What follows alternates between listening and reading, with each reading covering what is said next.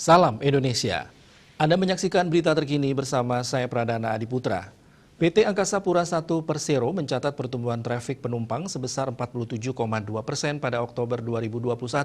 Jumlahnya mencapai 2.860.812 pergerakan penumpang dibanding September 2021 sebanyak 1.943.424 penumpang.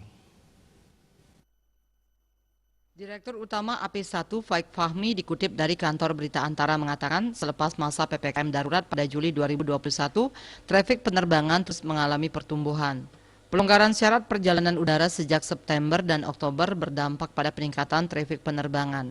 Faik mengatakan bandara yang mencatat trafik penumpang tertinggi pada Oktober adalah Bandara Sultan Hasanuddin Makassar yang sebesar 664.514 pergerakan penumpang.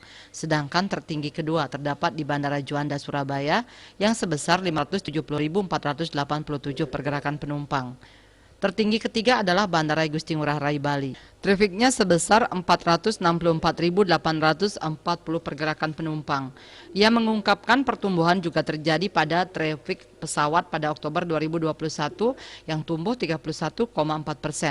Dari semula 23.379 pergerakan pesawat pada September 2021 menjadi 30.730 pergerakan pesawat pada Oktober 2021.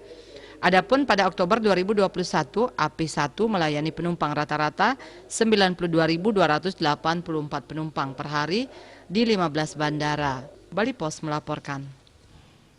Pemirsa, untuk mencegah penyebaran COVID-19, ingat pesan Ibu selalu terapkan 3M, wajib memakai masker, wajib mencuci tangan, dan wajib menjaga jarak, serta wajib menghindari kerumunan. Dengan penerapan perilaku 3M, Indonesia segera terbebas virus corona menuju Indonesia maju. Update terus informasi Anda dengan subscribe dan like YouTube channel Bali TV @newsbalitv. Tetaplah bersama Bali TV.